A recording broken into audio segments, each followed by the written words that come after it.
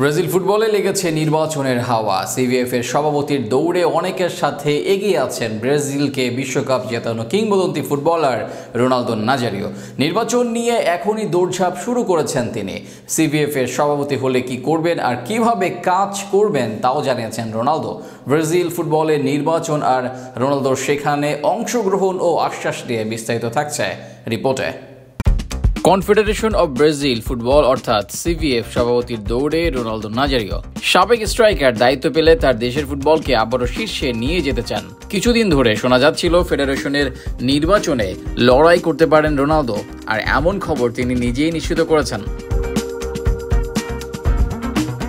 2025 সালের মার্চ থেকে 2026 সালের মার্চের মধ্যে সিবিএফ এর সভাপতি পদে নির্বাচন হওয়ার কথা।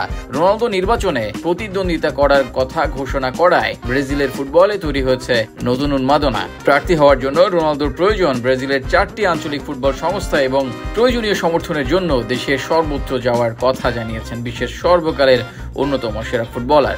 সব আঞ্চলিক ফুটবল সংস্থা এবং ক্লাব কর্তাদের সঙ্গে কথা বলতেও চান তিনি। অবসর নেওয়ার পরও নিজেকে ফুটবলের সঙ্গে জড়িয়ে রেখেছেন রোনালদো।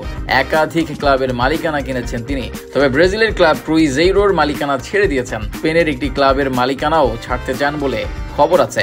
আপাতত রোনালদোর প্রধান লক্ষ্য সিবিএফ এ নির্বাচনে জয়, যার মাধ্যমে ব্রাজিল ফুটবলের গৌরব পুনরুদ্ধার করতে চান ব্রাজিলের এই কিংবদন্তি। সিবিএফ এর বর্তমান সভাপতি এনদালদোর কার্যকালের মেয়াদ শেষ হবে 2026 সালের মার্চে। তার 1 বছর আগে শুরু হয়ে যাবে নির্বাচনী প্রক্রিয়া, যদিও নির্বাচনের দিন তারিখ এখনো ঘোষণা করা হয়নি।